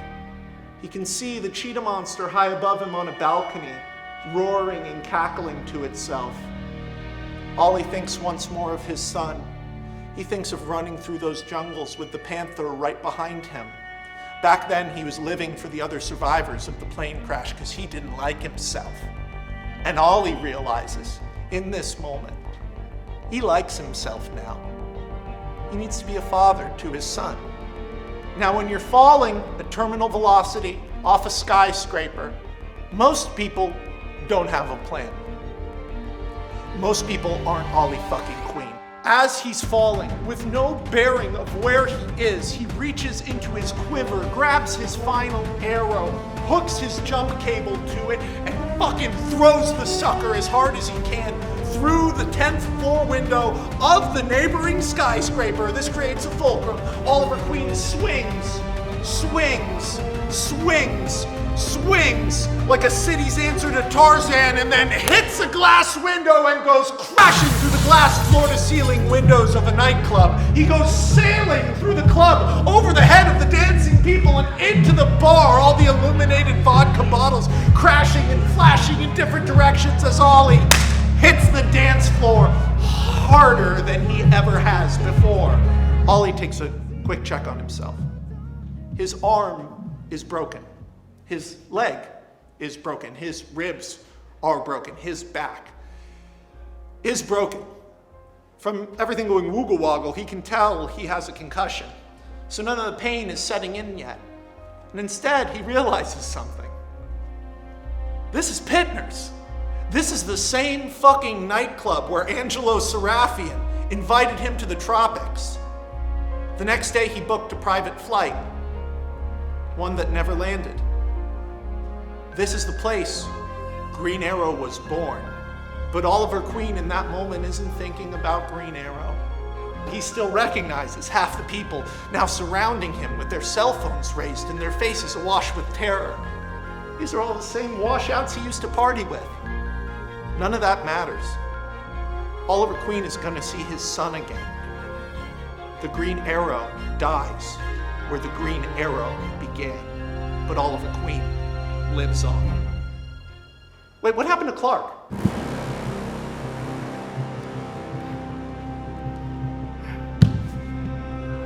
Ah, that green shit! Green 71. Or what they call kryptonite.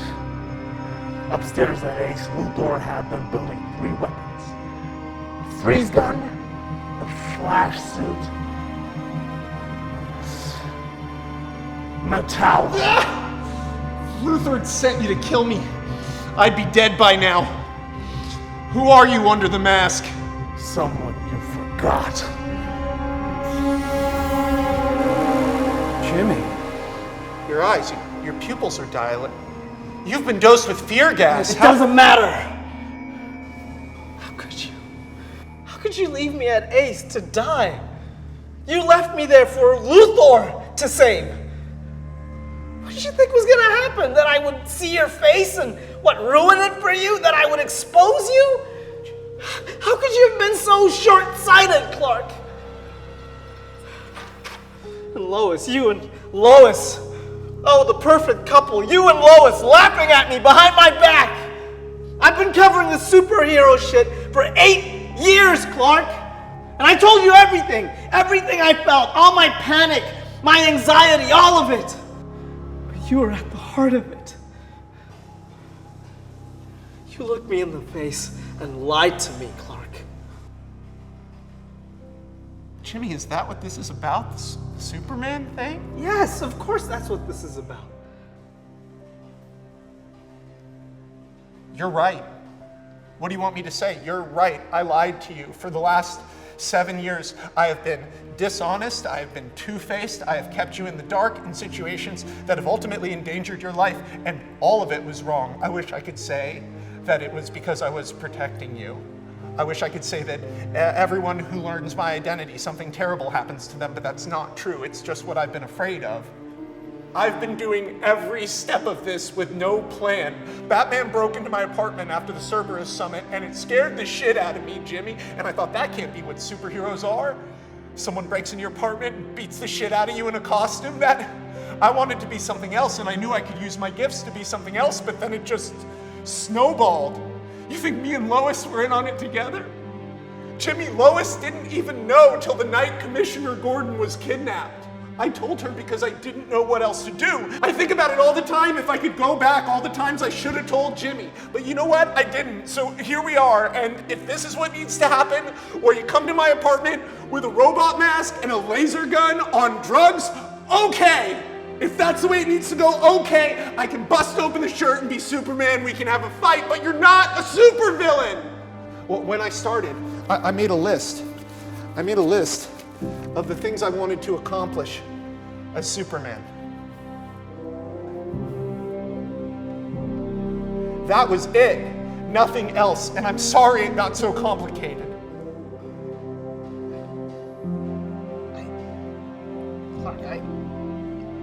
I thought Lex would be on this list.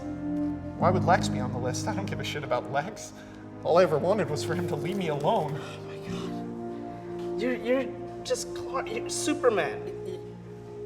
I mean, it's been you out there, Clark, this entire time, fighting monsters and shit. Yeah. Yes. And it has sucked. Lex has been messing with my head. They're gonna throw me in jail for this. Jimmy, it's just the fear gas wearing off. Jimmy, I'm not a cop. I wear a cape. We're not giving you back to the FBI, especially not with this horrible thing. Maybe give it to Queen. How did you get away from the FBI? How are you here? It's all fuzzy right now. I think I saw Deadshot. Deadshot? The cheetah monster comes bursting through the wall and ragdolls Jimmy into the living room, breaking his leg. It turns to Clark, and Clark immediately tries to fight back, but his eye beams miss and light his own apartment on fire. How is that even possible? They go at what he's looking at, and Cheetah laughs as the eye beams again go askew, now lighting his entire bedroom on fire. As the cheetah swings Clark into walls in the ceiling, smashing his own toilet over his head, Clark is watching as the life he had built for himself, as Clark Kent is literally burning in front of him. Clark gives up on trying to fight Cheetah and just grabs the unconscious Jimmy and drags him clear of the fire, only for the cheetah to pounce on him, crashing them through the screen doors out onto the balcony. All the reporters and paparazzi who'd been camped out outside Clark Kent's apartment for months Now they got a show. They have to fucking dodge falling potted plants and pieces of fire escape and plaster and brick as Cheetah begins swinging Clark by the ankle into the side of the building. I could smell your energy gloriously. What it is that you were always afraid of? Why you hid your identity? That you'd end up with a monster in your house. There's a burst of purple energy, and a crudely made cage snaps around the cheetah as Zatanna floats down into Clark's ruined apartment. Let me out, you ingrate! I was the only one that was ever kind to you. I'm not a scared child, you know. If you push me, I will kill you. But then, you are still just a puppet. You will always be just a puppet. If Jimmy's here, where's Lex, Zatanna? Where's Lex? Cheetah snaps apart the crudely built cage, but instead of attacking again, she runs down into the street and takes off 8th Avenue, running at 90 miles an hour. Clark wipes the blood out of his eyes and tries to give chase, but Zatanna stops him with a magical barrier. Zatanna, thank God you're here. Where's Luther? Where is Luther? He's at the Flattery Building. I think he has a secret room. He's alone? Z, we have to focus on Barbara. She's out of control. He's going to escape, you fool! Barbara is nothing! Jimmy would have never killed you! He's using all this as a distraction! Z, Don't you see he already lied? He had one of his precious weapons! We have to go there now. Kill him! There is a monster loose in the city. People's lives are in danger. Your life is in danger! If you fight Barbara, you will lose. Then help me. Take your enchantment off of her. I don't know how. Every second we waste, Luther is closer to freedom. See, listen to me, okay? I have listened long enough. Fuck! Shit! Lois is in her car, speeding through the metropolis streets, using her spectrometer from Barry Allen to track the radiation. The thing once known as Barbara Minerva is moving with impunity through the streets, smashing through city buses and running up and down through subways, climbing over cars and attacking newspaper stands. She's fucking losing it. Clark, wherever you are now, head to the hypersector. She's headed for Lord's airship, okay? I love you. The hypersector is a part of Metropolis that used to be the finance district. In the 1980s, there was this big influx of money from City Hall to try to turn it into a tourist destination. They put screens and neon all over everything in order to build Metropolis, the city of tomorrow. Most of it's falling apart now, and a lot of it's pretty tacky, but it's still the only place in the city where you can dock an airship. Lois doesn't have time to think. This is her only shot. She fucking hits the cheetah with her car. It does nothing. You should have stayed retired. God, I can't believe Clark slept with you. Lois panics and drives into a parking structure, and the cheetah chases right after her, ripping off her back bumper. She swerves and ends up in one of those ramps, going up and up and up like a corkscrew to the top of the parking structure. But she can't get away from Cheetah. Cheetah shoves her claws in through the back windshield, plants them in the back seat, and lifts the car above her head before hurling it into the air. For what seems like an eternity, Lois Lane clutches her steering wheel, upside down, watching coins and water bottles fall past her and hit the ceiling, as the car twists and turns, rolling over and over in the air. She can see Maxwell Lord Zeppelin getting closer and closer and closer. Lois braces for impact, and then a flash of red and blue. Ba-ba-da-ba! It's your boy, Clark Kent, Superman, whatever. Boom! Catches the car in midair. Lois, you're not supposed to drive up here. Barbara The cheetah sees the catch from where she's standing on the top of the parking structure. She's like, fuck that. Goes back, takes a running, bounding leap, and jumps onto Lois's car while Clark is still holding it, clawing his face and forcing him to drop it.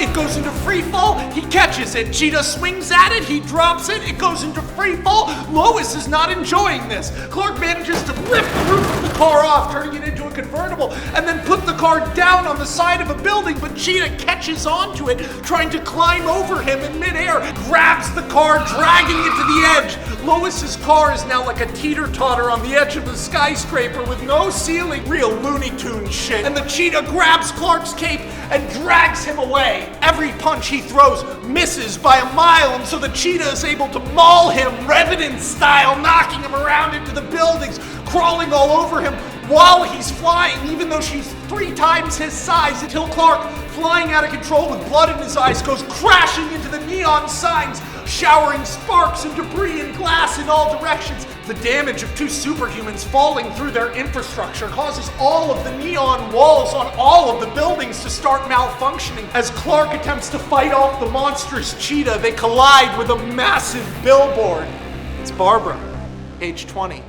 It's from back when she used to model. They did a huge portrait of her in the hypersector. She's transfixed by it, looking up at it as it flickers and sparks. Clark, trying to get his bearings, sees the image of the young woman he met on that boat. The young woman who knew so much about the world. And then the cheetah turns on him again, lit by flickering neon and firelight. Barbara, please, just stop! Your face! Everyone is a fucking pig except for me! I'm the only one with the courage to go for the things they authentically want. You pretend to care about me, but you're no different than anyone else. You walked away from me on that boat. I left you? I had to go home. You could have gone anywhere, and you chose to stay on the boat. You married Lex Luthor! And now I know you knew he killed the Amazons, and you tricked Zatanna into charming you? It was a gift. I deserve to be invincible. I am not worthless. I will not be made small. You're just another murderer. The world hates ambition. It hates unique and creative people and tries to crush them. I will not be crushed by you, Clark. I will not be made small. Barbara, you're having a conversation with yourself. Don't you fucking condescend to me! Cheetah dives through the fire at Clark, grabs him and begins slamming him repeatedly into the ground, clawing him, and then tosses his limp body aside. Her eyes going up to Maxwell Lord's airship. High above her on the ledge of a building, Lois's car finally loses its balance. And again, Lois is falling down, down, down through the air, and Cheetah watches her, enjoying every second of it. Down, down, down, Clark laying near unconscious on the ground, and then something passes Cheetah. Diana, the Wonder Woman, is running up the side of the building. She jumps up, draws her sword, cuts Lois's car in half, pulls Lois out of it, drops 70 feet, lands on her feet. Half the car here, half the car there. She puts Lois down and goes, run. Leave him alone.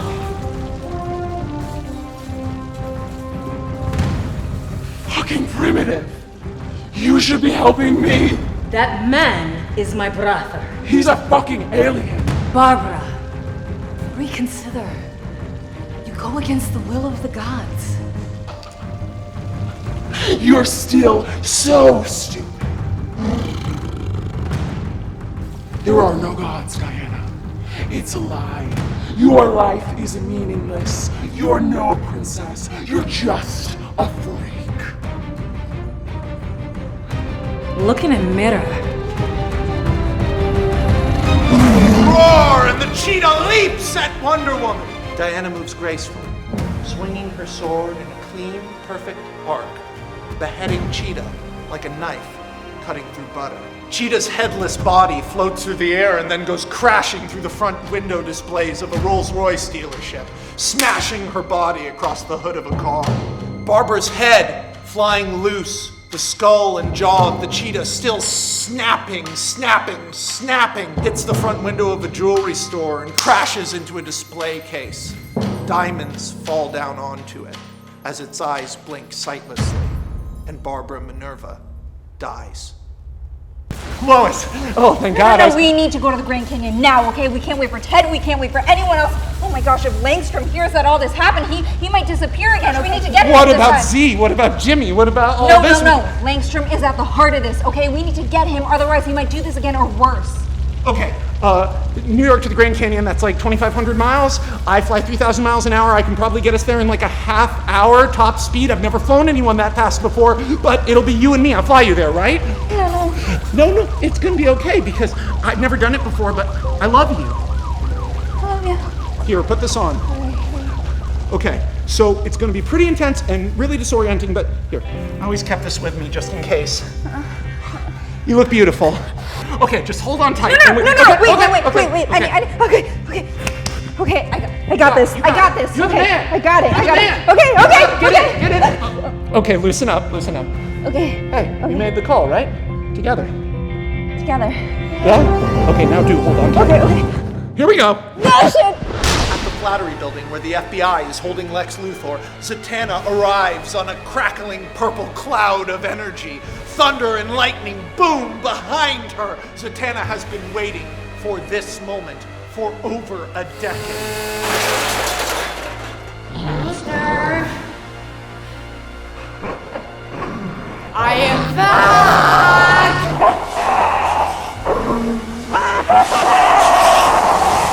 Zatanna unleashes, displaying the full range of her power, summoning a massive buzzsaw blade which cuts off the roof of the building. The top of the building cascades down into the street, sending people scattering in all directions. It's only by luck that no one is killed. Zatanna now floats over what's essentially an open floor plan of Luthor's luxury apartment, but inside of it, no Luthor. The only people she can see are 6 FBI agents. 5 of them are already dead, but one of them lays spluttering, choking on his own blood over a kitchen counter. Zatanna rushes to the man. She's used her powers to heal before. Maybe they'll work again. Don't worry. I think I can heal you.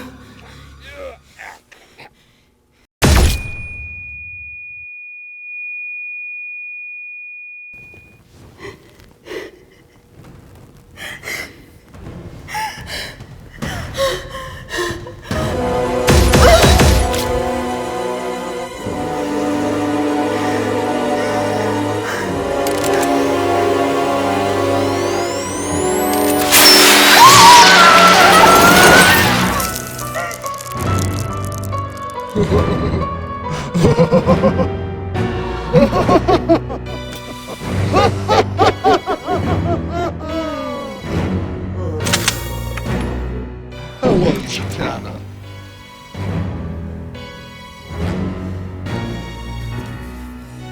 Impulsive players make mistakes. You should have brought an army. Or at least your friend Clark, but he's busy right now, isn't he? For all those years, I begged you to put a spell of protection on me, but for Barbara, as though I would hurt her. I loved Barbara. How can someone so powerful be so totally naive? Your legacy is already ending. But mine is just beginning. I will kill you.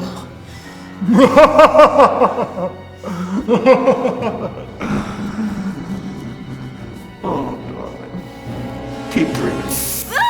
Zatanna is going into shock. She can barely stand. The fear gas is creeping in and the hallucinations are taking over her mind as she sees Lex Luthor standing, smiling as he activates a flight rig. She recognizes this rig from years ago. This is Kite Man. As Luthor takes off, Zatanna erupts, growing giant and reaching as her arm turns into snakes out to the sky as Luthor goes higher, higher. Zatanna reaches for him, her hand transforming into dozens of massive snakes as her body bloats larger and larger, becoming a grotesque, gnarled witch, so much so that the building under her begins to collapse beneath her feet, and Zatanna takes one last reach, and a snake's fang strikes the Kite Man rig. Luthor spirals out of the sky and out of sight. Zatanna abruptly deflates, until she's just a young woman lying on the floor in her own blood.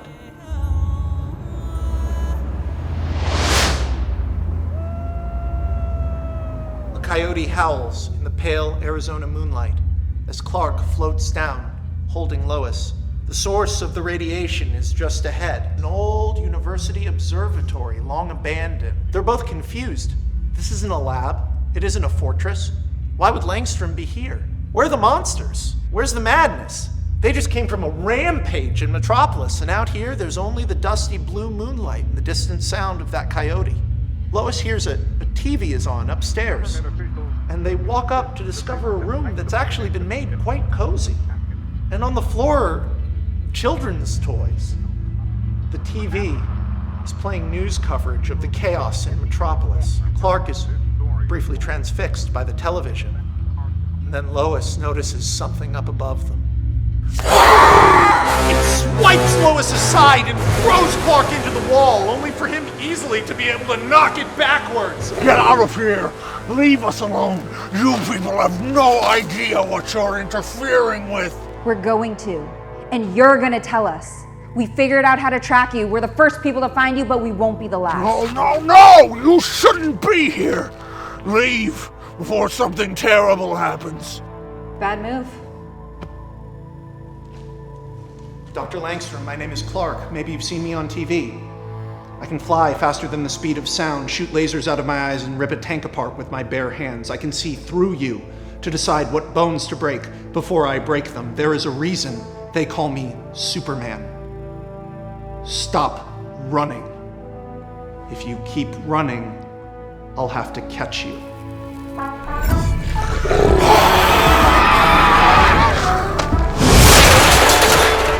Fucking idiot! For a moment, Clark and the Man-Bat are framed against the night sky, and then the Man-Bat dives down onto a desert freeway, weaving between the 18-wheeler trucks as Superman flies behind him, crashing through the back of a Budweiser truck. Budweiser and Pepsi goes everywhere as they dive down off the freeway, across a desert, over a drop, and into a town in the middle of a music festival. Man-Bat comes crashing through the back of the stage while a marching band is playing. Clark is inches behind, out over the crowd. Man-Bat continues to string lights that goes out of control, smashes through a diner, hits a milkshake. Steven Spielberg shit, he's back out and flying, and Clark's after him. Clark follows effortlessly, turning his body like a ballerina. He's like a fucking fighter pilot. Man-Bat flies out again over the canyon and vanishes. Clark rises high into the air, scanning with his X-ray vision. There he is, he's in the caves. Clark flies down like a rocket, in through a cave entrance, weaving through the claustrophobic stalactites and stalagmites. The two of them explode out into the night sky, followed by a massive swarm of bats. Clark's getting closer and closer. The Man-Bat activates his jetpack, but it's not enough. Clark's faster. He reaches and reaches as they approach cloud level. Reaches and reaches and... As his fingers begin to close around Kirk Langstrom's ankle, Clark sees something in the sky. He feels like he's looking through a window into his own past. What he's seeing can't be right, because Clark is seeing himself. A little boy is floating in the sky 20 yards away from them. But as Clark looks at him, he sees it isn't his face. It's a different boy. A different boy who can fly? Hundreds of different emotions rush into Clark at once, and the boy opens his mouth to speak.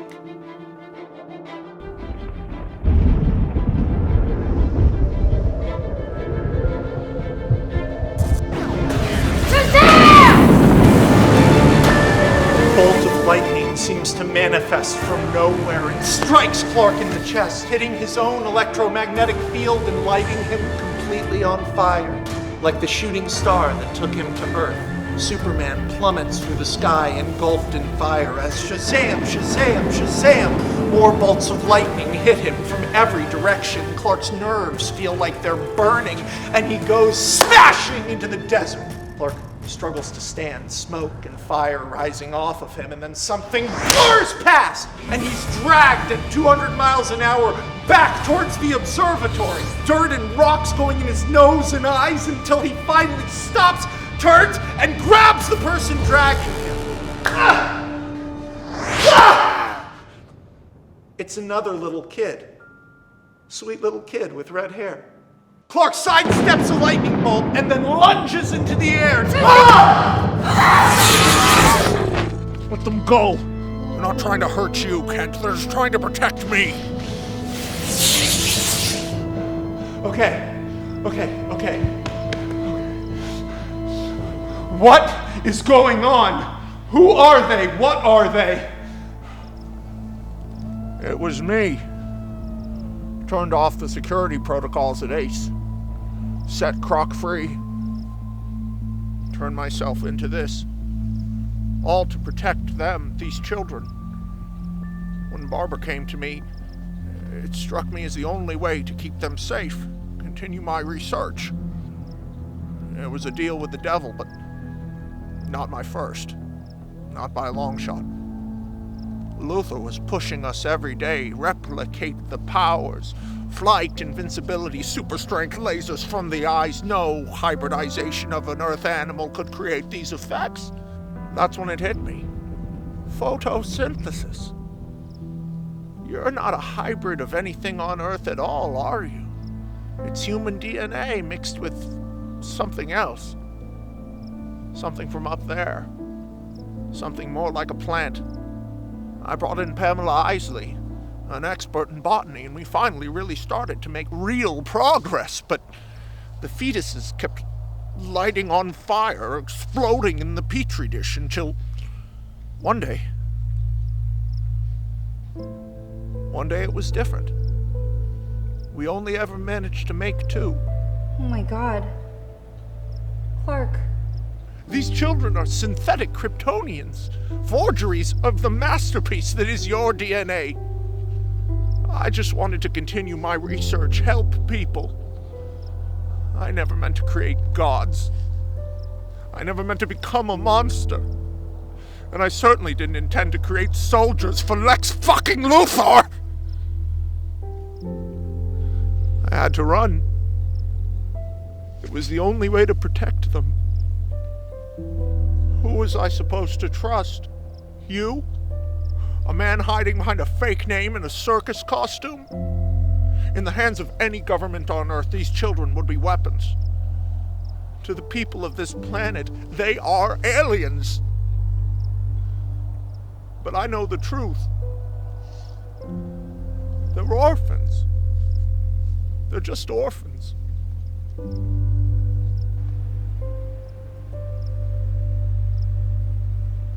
Dr. Langstrom, none of us are orphans. In a dingy coastal cave system north of Gotham City, Luthor's big plan to escape hasn't worked out exactly as he planned it. But now that's about to change. He's made contact with someone who can help. A fucking limousine pulls up to the mouth of the cave, and Lex Luthor walks right in, closing the door behind him. As he sits on the leather seats in the air conditioner, he pours himself a glass of whiskey from the wet bar. At Gotham in the distance, still in ruins from the earthquake, it was the perfect place to hide. There's still no infrastructure. And now, everything's coming up Lex. Lex has brought up a private driveway and gets out in front of a house so big you'd think it was a hotel. He's brought to luxury quarters where he takes a shower, shaves, takes a sauna. Lex feels fantastic. He's led through the halls to an office. Something seems to be wrong. A few of the guards seem in a rush in the other direction, but when he reaches Lord's office, everything seems fine. Lex, I'm so happy you're here. We've got a lot to talk about. On that we agree. I appreciate this, Max. I know it can't be easy to trust me. course. Can I get you a drink? Yes, green tea would be quite nice, actually. No problem. Ian! Ian! I'll handle this. Ian, what? No. Not you. Mr. Luther. Are you ready for the end of the world?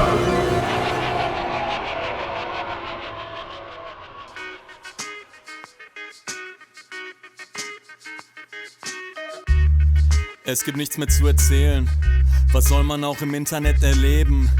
Trotzdem stürzt du dich in diese Leere und schreibst Texte über dein ach so super tiefgründiges Leben. Ich häng den ganzen Tag im Internet und hab 3 Haare auf der Brust. Bin ich ein Grizzly jetzt? Nein, ich trinke auch selbst das Ramazzotti. Bin die schlecht gelaunte Reinkarnation von diesem 𝙁𝙡𝙖𝙨. Gestatten 𝙁𝙝𝙚 der Name, ich weiß, ihr kennt mich schon. Ich bin so wie Scatman John, nur mit Tourette-Syndrom. Denn manchmal höre ich sogar Metal, wenn ich Bock drauf hab. Doch macht das letzte Album vom Prinz Pi an und ich kotz im Strahl. Es ist Deutschrap, 𝐿𝑒x_Luthor. Tritt die Träume deiner Heldenplatte im Tag super. Bis man sie weinen hören kann, von hier bis Vancouver. Und sie heute nicht mehr von Bedeutung sind wie Grand Puba. Ich steck eure Städte jetzt in Brand. Ihr könnt machen, was ihr wollt, ich hab die Fäden in der Hand. Ich hab weder Ehre noch Verstand. Ich bin 𝐿𝑒x_Luthor und mit meinem Leben geht's bergab. Ich steck eure Städte jetzt in Brand. Ihr könnt machen, was ihr wollt, ich hab die Fäden in der Hand. Ich hab weder Ehre noch Verstand. Ich bin 𝐿𝑒x_Luthor und mit meinem Leben geht's bergab. Ich hab weder Ehre noch Verstand. Ich bin 𝐿𝑒x_Luthor und mit meinem Leben geht's bergab.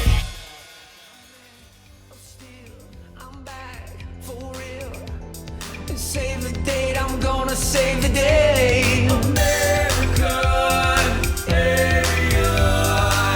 Now all I want is all that you want from me. Now that I'm back on the top, now that I'm back on top, I'm number one. Now that I'm back on the top, now that I'm back on top.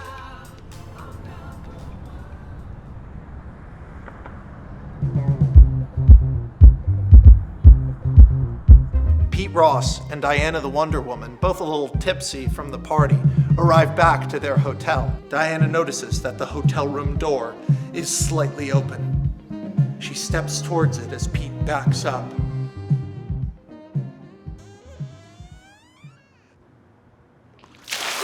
Pete grabs the carpet under her feet and pulls it out from under her. Diana the Wonder Woman lands flat on her ass in front of Pete Ross. Remember that story from earlier?